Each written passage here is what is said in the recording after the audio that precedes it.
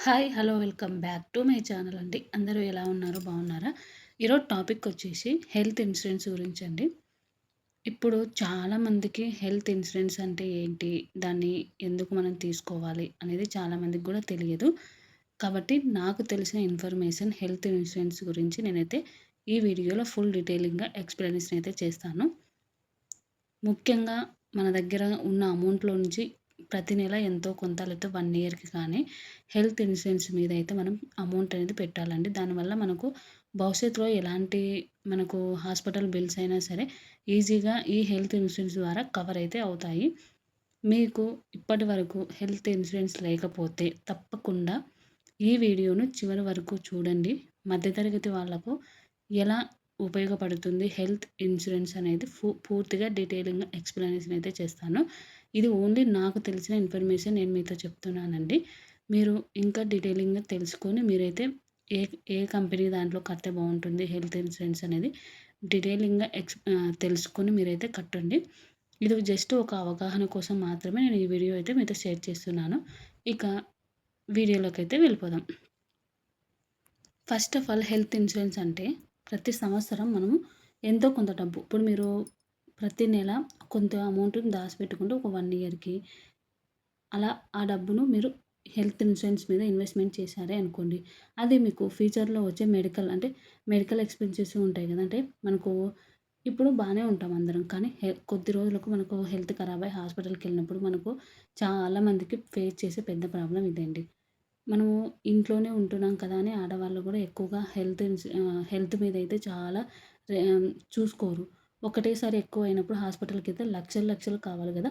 అలాంటి టైంలో ఇలా ఇన్సూరెన్స్ తీసుకున్నారనుకోండి హెల్త్ ఇన్సూరెన్స్ మీకు చాలా బాగా ఉపయోగపడుతుంది. అక్కడికెళ్ళాక అమౌంటు కావాల్సొస్తే ఈ ఇన్సూరెన్స్ ఉంటే గనక మనకైతే ఒక్క రూపాయి గూడా మనం చెల్లించాల్సిన అవసరం ఉండదండి. కాబట్టి మెడికల్ ఎక్స్‌పెన్సెస్ వీటి కోసం మనమైతే కంపల్సరీ హెల్త్ ఇన్సూరెన్స్ అనేది తీసుకోవాలి. ఇలా తీసుకోవడం వల్ల మనకు ఇప్పుడు మనం కడుతున్నాం కదా! మనకు అనవసరంగా డబ్బులు వేస్ట్ అని చాలామంది హెల్త్ ఇన్సూరెన్స్ మీద అయితే ఇన్వెస్ట్‌మెంట్ చెయ్యరు.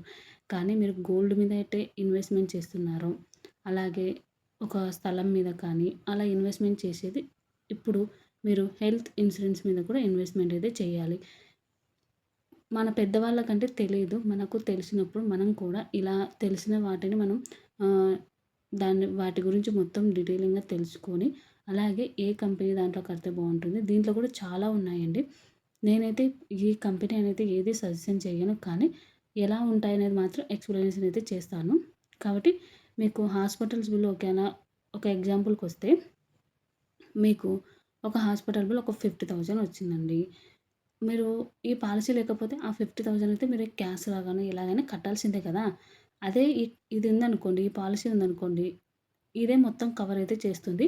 కొన్ని కొన్ని ఎలా ఉంటాయి అంటే కొన్ని పాలిసీస్ చాలా ఉంటాయండి రకాలు. దాన్ని కూడా నేను ప్రతి ఒక్కటి డీటెయిలింగ్‌గా ఎక్స్‌ప్లనేషన్ అయితే చేస్తాను. వీడియోని చివరి వరకు చూడండి. హెల్త్ ఇన్సూరెన్స్ అనేది మెయిన్ ఇంపార్టెంట్ అండి. ఎంతో కొంత మీరు ఎంత 1 ఇయర్‌కి ఇన్వెస్ట్‌మెంట్ చేస్తారు దీని మీద మీ హెల్త్ కోసం. కాబట్టి మీరు ఎంత ఇన్వెస్ట్‌మెంట్ చేయాలనుకుంటారో అంతనే పెట్టండి. మనం వేరే దాంట్లో ఇన్వెస్ట్‌మెంట్ చేస్తే మనకు ఆహ్, ఫ్యూచర్‌లో అమౌంట్ అనేది ఎక్కువగా అవుతుంది. అలాగే ఇప్పుడు దీని మీద మీరు సంవత్సరం ఇన్వెస్ట్‌మెంట్ చేశారనుకోండి 1 ఇయర్‌కి ఇంత అమౌంట్ అండి.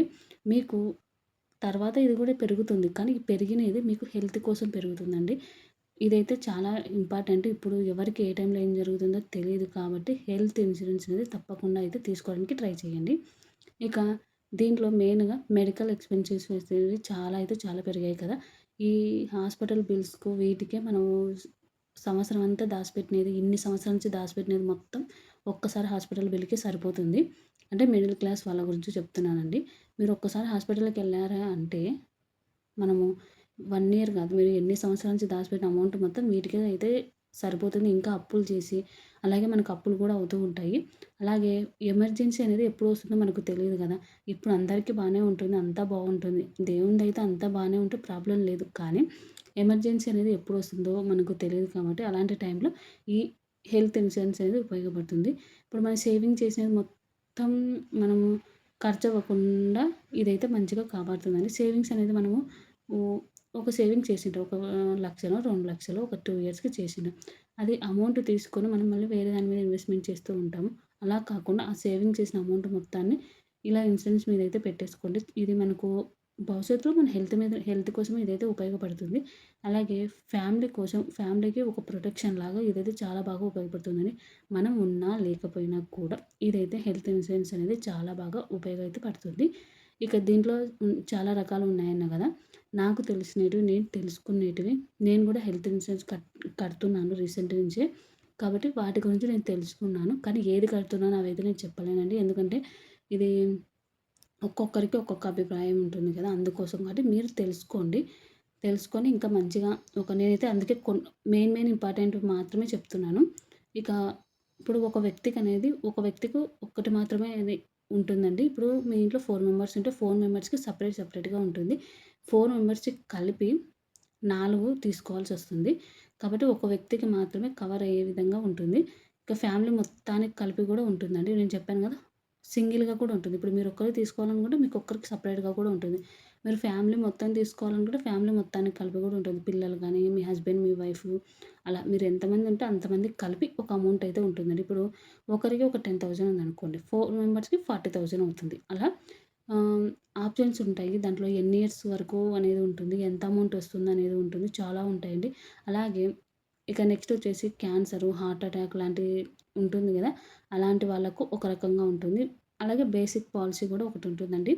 ఇలా నాకు తెలిసినట్టు కొన్ని ఉన్నాయండి. అలాగే ఏ పాలిసీ తీసుకున్నా మనకు మెయిన్‌గా గుర్తుపెట్టుకోవాల్సింది ఈ పాలిసీ తీసుకోవడం వల్ల మనకు ఎంత కవర్ అవుతుంది, అంటే మనకి ఎంత అమౌంట్ వస్తుంది, ఏమేమి కవర్ చేస్తారు. పాలిసీ కొన్ని పాలిసీలలో అయితే ఓన్లీ హాస్పిటల్ బిల్స్ మట్టుకే ఉంటుందండి. మెడిసిన్స్ అవన్నీ మనం మళ్ళీ సెపరేట్ కట్టాల్సొస్తుంది. కొన్ని మొత్తం కవర్ చేస్తాయి. కొన్ని పర్టిక్యులర్‌గా ఈ హాస్పిటల్స్ మాత్రమే ఉంటాయండి. అవన్నీ తెలుసుకోవాలండి. ఓన్లీ మనం ఏదో కట్టేస్తున్నాం కదా! కాదు. ఏ వాటికి సెట్ అవుతుంది అనేది కూడా చూసుకోండి. ఎంత అమౌంట్ పే చేయాలి? ఎంత కాలం వెయిట్ చేయాలి? ఇప్పుడు ఒక అమౌంట్ ఉంది. 10,000 పే చేస్తుంటారు. 1 ఇయర్‌కి. అలాగే ఎన్ని ఇయర్స్ వరకు వెయిట్ చేయాలి? ఎంత అమౌంట్ వస్తుంది? మనకు చుట్టుపక్కలనే ఉందా లేదా హాస్పిటల్స్? వాళ్ళు చెప్పిన హాస్పిటల్స్ అనేటివి అవన్నీ చూసుకోవాలి. అలా చూసుకుంటే మనకు ఈజీగా ఒక ఐడియా అయితే వస్తుంది. ఏది తెలుసుకోకుండా జస్ట్ కట్టేస్తాం కదా అని ఎప్పుడు కట్టేయదండి. మెయిన్‌గా మీరు డైరెక్ట్‌గా ఇప్పుడు ఇంటి దగ్గరకొచ్చి కట్టించుకునే వాళ్ళకంటే ఆన్‌లైన్‌లో చూడండి. ఆన్‌లైన్‌లో చూసి మీరు ఒకటికి 4 ఇన్ఫర్మేషన్ తెలుసుకొని బ్యాంక్ దగ్గరికి కూడా వెళ్లి అన్నీ తెలుసుకొని మీరు ఆన్‌లైన్‌లోనే కట్టండి. ఇక్కడ ఇంటి దగ్గరికొచ్చి కట్టించుకునే వాళ్ళకు మధ్యన కమిషన్‌లాగా ఎక్కువ అమౌంట్ పోయే ఛాన్స్ ఉంటుంది. కాబట్టి ఇప్పుడు అందరూ స్మార్ట్ ఫోన్స్ వాడుతున్నారు. ప్రతి ఒక్కటి తెలుస్తుంది కాబట్టి మీరైతే కొంచెం టైం పెట్టి తెలుసుకొని అయితే కట్టండి. ఇదొచ్చేసి ఎప్పుడు కట్టాలి? అంటే చాలామందికి ఒక అంటే ఇప్పుడే కట్టేసుకోవాలా? లేకపోతే చిన్నప్పటి నుంచే కట్టాలా? అనేది చాలా మందికి డౌట్స్ ఉంటుంది. మాక్సిమం మీరు ఒక యంగ్ ఏజ్‌లో ఉన్నప్పటి నుంచే పాలిసీ తీసుకోండి. ఈ ఏజ్ అని కాదండి. ఒక 25, 30, 25 నుంచే స్టార్ట్ చేస్తే బెస్ట్. అలా చిన్న ఏజ్‌లో నుంచి స్టార్ట్ చేయడం వల్ల మనకు ఎక్కువగా ఉంటుంది. అమౌంట్ తక్కువ కట్టాల్సొస్తుంది. ఎక్కువ ఇయర్స్ కట్టుకోవచ్చు, బావుంటుంది. అలాగే మినిమమ్ ఈ పాలిసీలో 5,00,000 కవర్ అయ్యే విధంగా తీసుకోండి. చిన్న చిన్నగా ఏదో 10,000, 1,00,000, 2,00,000 అట్లా కాకుండా ఒక 5,00,000 అంటే ఒక 5,00,000 కవర్ అయ్యే విధంగా, అంటే మొత్తానికి ఇన్ని సంవత్సరాలు కట్టాలి. ఇంత అమౌంటు సంవత్సరానికి ఇన్ని సంవత్సరాలు కట్టాలి అని ఉంటుంది కదా! అలా ఒక 5,00,000 కవర్ అయ్యే విధంగా తీసుకోండి. ఇది ఫ్యామిలీ మొత్తానికి కలిపి తీసుకోవచ్చు. సింగిల్‌గా తీసుకోవచ్చు. హ్మ్.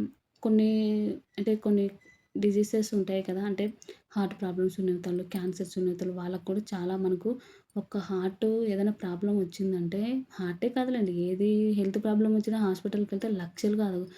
ఒకప్పుడు 5,000, 10,000 అవుతుందంటేనే చాలా బాధపడేటోళ్ళం. ఇప్పుడు లక్షలలో ఖర్చవుతుంది. కాబట్టి మనకు మీ దగ్గర గోల్డ్ ఎట్లా సేవింగ్స్ చేసుకుంటున్నారో, అలాగే స్థలాల మీద కానీ, మీరు పిల్లలకి ఏదైనా గిఫ్ట్‌లాగా ఇవ్వాలన్నా, వేరే వాళ్ళకి కూడా గిఫ్ట్‌లాగా చాలామంది గిఫ్ట్ ఐటెమ్స్ ఇస్తుంటారు కదా! వాళ్ళకు హెల్త్ ఇన్సూరెన్స్ అనేది తీపియండి. లేదు వాళ్ళు ఆల్రెడీ హెల్త్ ఇన్సూరెన్స్ చేస్తున్నంటే ఒక 1 ఇయర్‌కి మీరు అమౌంట్ కట్టేసేయండి. అంటే అలా గిఫ్ట్‌లాగా ఇచ్చినా చాలా బావుంటుంది. ఈ వస్తువులు వీటికంటే ఇది బెస్ట్ అనిపిస్తది నాకైతే నా ఆలోచన అయితే ఇలా ఉందండి. కాబట్టి మీరొకసారి ట్రై చేయండి. హెల్త్ ఇన్సూరెన్స్ అనేది ఏదో లగ్జరీ, అంటే మేము హెల్త్ ఇన్సూరెన్స్ చేపించుకున్నాము అని లగ్జరీ చూపించుకోవడానికైతే కాదండి. ఒక్క పాలిసీ మీ ఫ్యామిలీ మొత్తం ఫైనాన్షియల్ ప్రాబ్లమ్స్ నుంచి కాపాడుతుంది.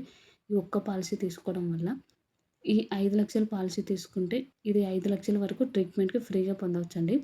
ఇది మీరు ఒక 10,00,000కి తీసుకున్నారనుకోండి. మీకు ఒక 10,00,000 వరకు అంటే మీరు కట్టే ఇయర్స్‌ని బట్టి కూడా ఉంటుందిలెండి. కట్టే ఇయర్స్‌ని బట్టి కూడా డిఫరెంట్ అయితే ఉంటుంది. ఇది ఎక్కడ తీసుకోవాలంటే ఆన్‌లైన్‌లో తీసుకోవచ్చు. ఆన్‌లైన్‌లో చాలా ఉన్నాయి కదా! లేకపోతే బ్యాంక్ దగ్గరికెళ్ళి తీసుకోవచ్చు. అలాగే ఇంటి దగ్గరకొచ్చి ఏజెంట్స్ వాళ్ళు ఉంటారు కదా! వాళ్ళ దగ్గరైతే తీసుకోవద్దని నా అభిప్రాయం అండి. ఇక బెస్ట్ వచ్చేసి ఆన్‌లైన్‌లో అండి. అన్నీ కంపేర్ చేసుకోండి. అంటే ఒక్కొక్క ఉంటుంది కదా! ఒక్కొక్క బ్యాంక్ నుంచి ఎస్‌బీఐ బ్యాంక్ అట్లా చాలా బ్యాంక్ నుంచి ఉంటాయి కాబట్టి ఏది ఎలా తీసుకుంటే అంటే మనకు మన ఫ్యామిలీ మెంబర్స్ ఎంతమందికి తీసుకుంటున్నాము, ఎన్ని ఇయర్స్ వరకు తీసుకోవాలి, మన ఏజ్‌కి తగ్గట్టు చాలా ఉంటుందని ఇవన్నీ డీటెయిలింగ్‌గా కావాలి అంటే కానీ మీరు కామెంట్ చేయండి. నెక్స్ట్ వీడియోలో తప్పకుండా షేర్ చేస్తాను. ఇది జస్ట్ ఒక స్మాల్ ఇన్ఫర్మేషన్ లాగా మీకైతే ఈ వీడియో చేస్తున్నాను. ఎందుకు అంటే హెల్త్ ఇన్సూరెన్స్ అనేది ఎంత ఇంపార్టెంటు అనేది నాకు కూడా ఒకప్పుడు చాలామంది ఏమనేటోళ్ళంటే ఇలా హెల్త్ ఇన్సూరెన్స్ తీసుకుంటే చనిపోతారు వాళ్ళకు అని చాలామంది తీసుకోకుండా ఉండేటోళ్ళండి. అలా తీసుకోకుండా ఉండడం వల్లనే చాలామంది చనిపోయారు. అది అర్థం చేసుకోలేక చాలామంది ఇవి తీసుకుంటే చనిపోతారు అని భ్రమలో వాళ్ళ దగ్గర డబ్బులున్నా కూడా హెల్త్ ఇన్సూరెన్స్ అనేది తీసుకోకుండా ఉన్నారండి. ఒకవేళ మీరు హెల్త్ ఇన్సూరెన్స్ కోసం తీసుకోవాలనుకుంటే ఎక్కువగా ఆలోచించొద్దండి. వెళ్ళి మీరు కొంచెం దాని గురించి ఇన్ఫర్మేషన్ తెలుసుకొని తీసేసుకోండి ఇంకంతే.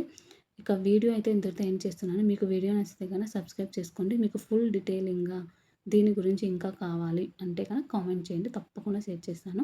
Thank you for watching.